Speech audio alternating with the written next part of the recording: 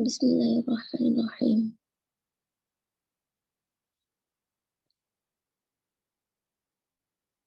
آج کا چیپٹر خاص ان کے لیے ہے جن کو بالکل الفابیٹس کی پہچان نہیں ہے۔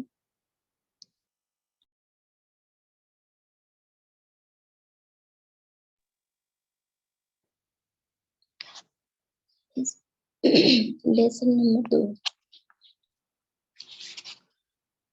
مرکبات۔ مرکبات کی میننگ ہوتے ہیں ملے ہوئے لیٹرز۔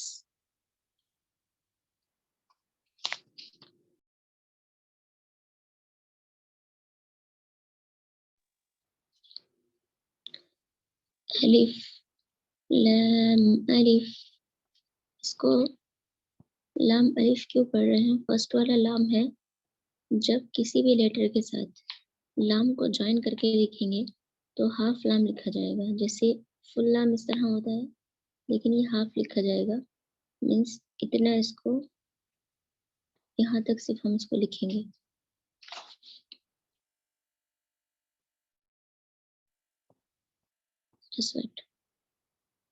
یہ لام ہے، صرف ہم اس کو کسی بھی لیٹر کے ساتھ ملا کے لکھیں گے تو یہ والا صرف اوپر والا پارٹ لکھا جائے گا، یہ والا حصہ اس کا لکھا جائے گا، یہ نہیں لکھا جائے گا کسی لیٹر کے ساتھ جوائن کر کے لکھا گیا تو۔ اس لیے یہاں پر ہاف لام یہاں پر بنایا ہے اور الف کو پورا رکھا ہے۔ تو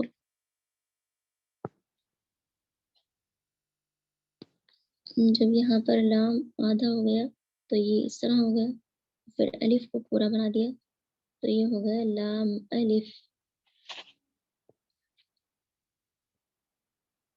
نیکسٹ ہے، یہ بھی سیم وہی ہے، الف کو اس میں تھوڑا سا ڈیزائن سے لکھا ہے، لام الف۔ دو طرح سے ہوتے ہیں لام الف، تین طرح سے ہوتے ہیں، ایک اور آگے آ رہا ہے، لام الف اور پھر یہاں پر با الف۔ الف جب کسی لیٹر کے ساتھ جوائن ہو کر لکھا جاتا ہے تو وہ صرف لاسٹ میں ہی لکھا جاتا ہے، مڈل میں یعنی بیچ میں اور اسٹارٹنگ میں یعنی شروع میں جب الف لکھا جائے گا تو وہ اپنے لیٹر میں سے کٹ جاتا ہے، الگ لکھا جاتا ہے۔ جیسے یہاں پر اگر اسٹارٹنگ میں الف لکھیں گے ہم کسی چیز کے تو اب اگر ہم نے لکھا تو الف کٹ گیا، اور اگر ہم اسی کو لاسٹ میں لکھیں گے با الف تو یہ جوائن ہو جائے گا، لاسٹ میں ہے اس لیے۔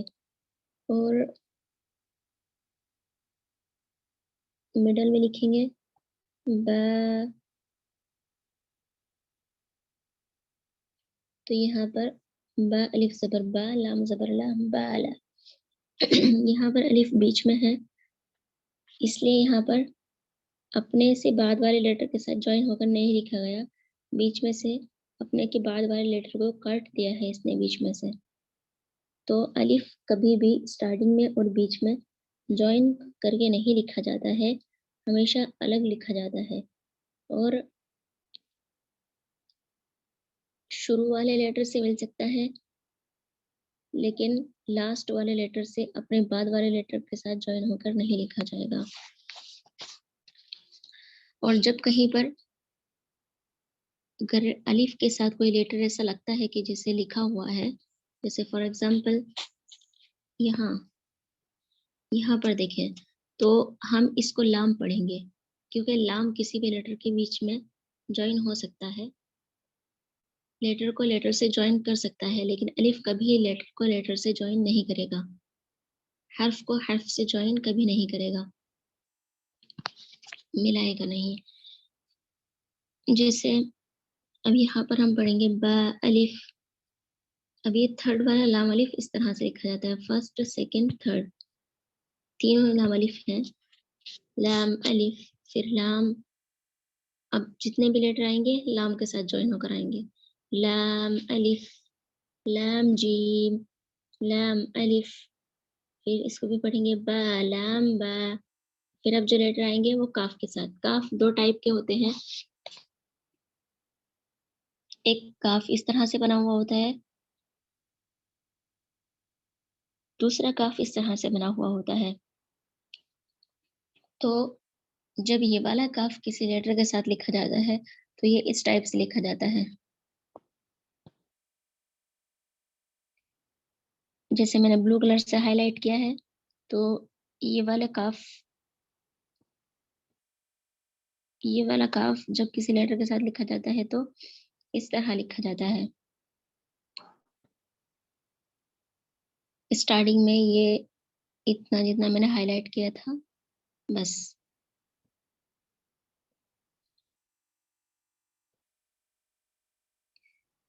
काफ काफ काफ काफ बा काफ बा, दोनों को काफ बा पढ़ा जाएगा, इसको भी काफ ही पढ़ेंगे। फिर ये है काफ अलिफ। जब ये वाली काफ किसी के साथ ज्वाइन करके लिखेंगे तो इस तरह से लिखेंगे, काफ लाम। ये पूरा सिर्फ काफ है, काफ का ये वाला हिस्सा बनाया है, जैसे यहाँ बा में बनाया है ऐसे ही यहाँ पर बनाया है। इसको, ये जो काफ है ये इस तरह से लिखा है, इस तरह से। तो जब हमको इसमें लाम को ज्वाइन करना होगा तो ये पूरा इन्होंने काफ बा इस तरह बनाया, लेकिन अगर हम बा की जगह लाम को ज्वाइन करेंगे इसके अंदर तो उसमें सिर्फ हमें क्या करना होगा, यहाँ पर लाम को ज्वाइन कर देंगे तो ये इसकी तरह हो जाएगा, ये जो है यहाँ पर। तो ये हो गया काफ लाम। अब नेक्स्ट है बा काफ ता, फिर ये है ता काफ सा। अब जो लेटर आएंगे वो बा ता सा नून या। अब ये अलिफ के साथ लिख के बताया जाएगा कि किस तरह से अलिफ इनके साथ मिलाकर लिखा जाता है। जैसे बा अलिफ, नून अलिफ, ता अलिफ, या अलिफ, सा अलिफ। बा के नीचे एक नुक्ता होता है और नून के ऊपर की साइड नुक्ता होता है और ता पर दो नुक्ते और या के नीचे दो नुक्ते होते हैं और ता के ऊपर दो नुक्ते होते हैं। सा अलिफ, इसको सा पढ़ेंगे, सा। बासीन, यासीन, नून सॉद, ता गौद। क्योंकि उसके ऊपर एक नुक्ता है ऊपर इसलिए नून है, और यहाँ पर दो नुक्ते हैं ऊपर इसलिए ता है। ता गौद, सा तो, सा जीम। जब इसको बातासा, जब ये किसी हर्फ के साथ लिखे जाते हैं तो ये इस तरह से बनते हैं पूरा, और जब इनको किसी लेटर के साथ लिखते हैं तो इनको हाफ इतना लिखते हैं जितना मैंने अंडरलाइन की है इसके आसपास, मतलब कि इतना सिर्फ। और कभी ऐसा होता है कि इसको जब जीम के साथ खा बा के साथ लिखना होता है तो इसको इस टाइप से हम करते हैं। तो ये बा होता है, अगर नीचे नुक्ता है, अगर ऊपर है तो नून, और अगर ऊपर दो है तो ता, और नीचे दो है तो या हो जाता है ये, और ऊपर तीन है तो सा हो जाता है ये। ठीक, इसको अच्छे से माइंड में रखना है तो फिर हर्फ की पहचान आराम से हो जाएगी।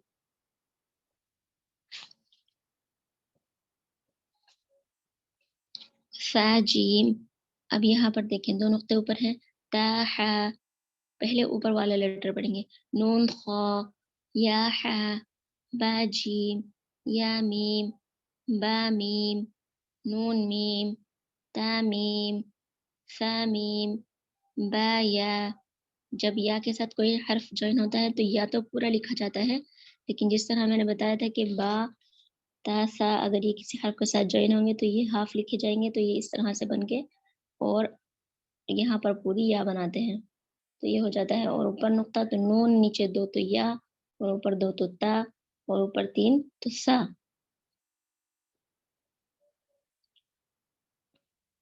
बा या, नून या, ता या, सा या, नून बा लाम, ता नून लाम, बा या लाम, या ता लाम, सा लाम, नून बा नून, बा नून नून, ता या नून, या ता नून, सा नून, जीम हा खा, हा सा। अब जितने लेटर आएंगे इन तीनों को ज्वाइन करके लिखा जाएगा। ان تینوں کو الگ لکھتے ہیں تو ایسے، اور اگر کسی حرف کے ساتھ ملا کر لکھیں گے تو اس طرح بنے گا. ہا کو اگر کسی حرف کے ساتھ تو حاسا. خوبا، اس میں اگر کسی حرف کے ساتھ ان کو ملا کے لکھتے ہیں تو ان کو اوپر کا حصہ لکھا جاتا ہے صرف اتنا. خوبا، جیم تا، تا ہا تا. یہاں پر تا ویسا والا بنایا ہے جسے میں نے پیچھے بتایا تھا ابھی، اور ہا بنایا ہے اور تا.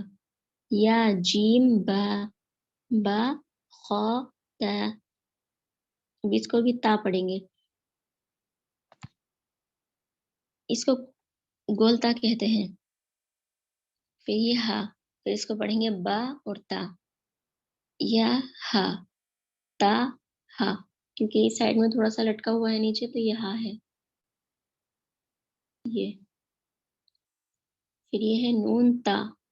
ہاں اس طرح بھی بنتا ہے، اس طرح بھی بنتا ہے. قرآن کے اندر اس سب طریقے سے لکھا ہوا ہوگا، اس لیے یہاں پر بہت اچھے سے آپ کو پہچان کر لینی ہے. ہا، دو چشمی ہا ہے یہ. پھر یا ہا با، با ہا الف. یا ایوہ الذین، یا ایوہ الذین آمنوا، یا ایوہ جو لکھا جاتا ہے اس میں یہی ہا لکھی جاتی ہے قرآن کے اندر. با ہا میم. اب دال کے ساتھ کتنے لیٹر آئیں گے اور کس طرح سے جوائن کر کے لکھا جاتا ہے دال؟ تو دال ہمیشہ پورا ہی لکھا جاتا ہے، چاہے شروع میں ہو یا لاسٹ میں ہو، کبھی ہاف نہیں ہوتا ہے. جیم دال، خا دال اور دال بھی، اور را بھی ایسے ہی رہتا ہے. را زا، جیم را، خا زا. پھر روزہ دو طرح سے ہوتے ہیں، ایک تو ایسا ہوتا ہے، ایک ایسا ہوتا ہے. را زا، یا را، تا زا، سین شین. اب سین شین کو ملا کے لکھیں گے تو سین جیسے با تا جب ہم لکھتے ہیں تو اس میں صرف ایک اس طرح سے راؤنڈ کرتے ہیں، اس کو شوشا بولتے ہیں. کیا؟ شوشا. تو اور جب سین یا شین لکھا جاتا ہے تو اس میں دو شوشے آتے ہیں، دو ڈبلیو کی طرح سے ہو جاتا ہے اس کے اندر، اور پھر اس طرح سے. تو جب کسی لیٹر کے ساتھ یہ جوائن ہو کر لکھا جاتا ہے تو دونوں یہ بنتے ہیں بس صرف. اور تھوڑا سا یہاں سے اتنا حصہ اس کا لے لیا جاتا ہے. جیسے فار ایگزامپل یہاں دیکھیں گے سین لام، دو شوشے ہیں یہاں پر. شین لام، یہاں پر بھی دو شوشے ہیں، لیکن اگر یہاں پر سا ہوتا تو صرف ایک ہی شوشہ ہوتا. صاد واد، طا وا. جب ان کو لکھتے ہیں تو طا وا تو پورے ہی لکھے جاتے ہیں لیکن صاد کو ہاف کر دیتے ہیں. صاد با، طا با، ضاد الف. یہاں دیکھیں ضاد کو بھی ہاف کر دیا، وا الف یہ پورا لکھا گیا. اب عین، عین غین، حمزہ. تو جب حمزہ کو کسی لیٹر کے ساتھ لکھیں گے تو کس طرح لکھیں گے؟ اور عین غین کو تو عین غین کا بھی صرف اوپر کا پارٹ اتنا سا صرف بنتا ہے، اور غین کا بھی صرف اتنا ہی پارٹ بنتا ہے جب کسی لیٹر کے ساتھ جوائن کر کے لکھا جاتا ہے تو. اور جب کسی لیٹر کے شروع میں ہوتا ہے تو اس طرح ہوتا ہے، اور مڈل میں ہوتا ہے تو اس کا تھوڑا سا چینج ہے، وہ میں ابھی آگے بتا رہی ہوں.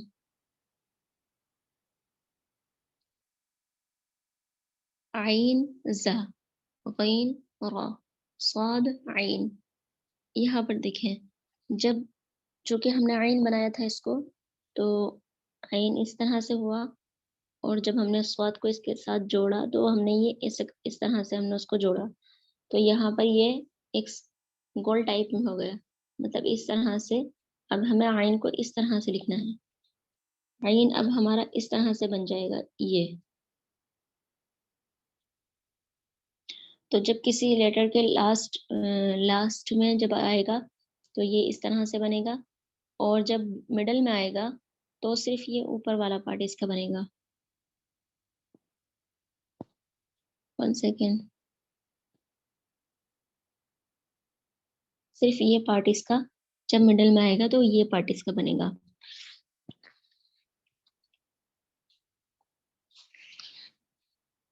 تو یہ صاد عین، ضاد غین، با عین دال، تا غین دال.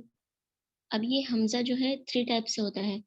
حمزہ اگر الف کے اوپر بنا ہوا تب بھی وہ حمزہ پڑھا جائے گا، واو اگر بنا ہوا ہے اس کے اوپر حمزہ بنا ہوا ہے تب بھی وہ حمزہ پڑھا جائے گا، اور یا ہے اس کے اوپر حمزہ بنا ہوا ہے تب بھی وہ حمزہ ہی پڑھا جائے گا، یا نہیں پڑھا جائے گا. پھر فا قاف واو، اب ان کو ملا کے لکھتے ہیں تو واو تو پورا لکھا جاتا ہے لیکن فا قاف ہاف ہاف لکھے جاتے ہیں. جیسے یہاں پر دیکھیں قاف صرف اتنا حصہ اس کا یہاں سے بنایا ہے اوپر کی سائڈ والا. پھر یہاں پر فا میں صرف جیسے با میں کاٹ دیتے ہیں اسٹارٹنگ کا حرف ایسے ہی یہاں پر بھی ہاف فا آیا ہے. فا واو قاف فا فا قاف لام قاف فا لام یا فا میم میم ہا میم. اب میم کو کس طرح سے، میم دو طرح سے ہوتے ہیں، ایک تو اس طرح سے پورا لکھا ہوتا ہے، ایک اس طرح سے لکھا ہوتا ہے. تو یہ ہا میم، یہ پوری والی میم پوری ہی بنے گی، اور ویسے بھی یہ پورا بنے گا دوسرا والا بھی، لیکن اس کو اس طرح سے بنائیں گے لام میم تا میم.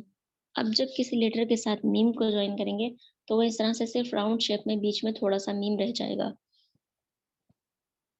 جیسے یہاں پر تا اور پھر میم کے لیے یہاں پر ایسے تھوڑا سا ہوا، پھر یہاں پر تا تا میم تا.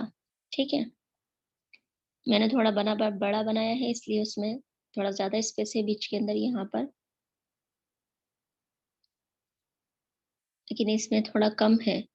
کبھی کبھی ایسا لگتا ہے کہ یہ پورا صرف اتنی جگہ کو موٹا کر کے بنایا ہے تو تھوڑا ہیوی کر کے بنایا ہے، تو جہاں پر بھی ایسا ہوگا وہ میم پڑھا جائے گا تا میم تا.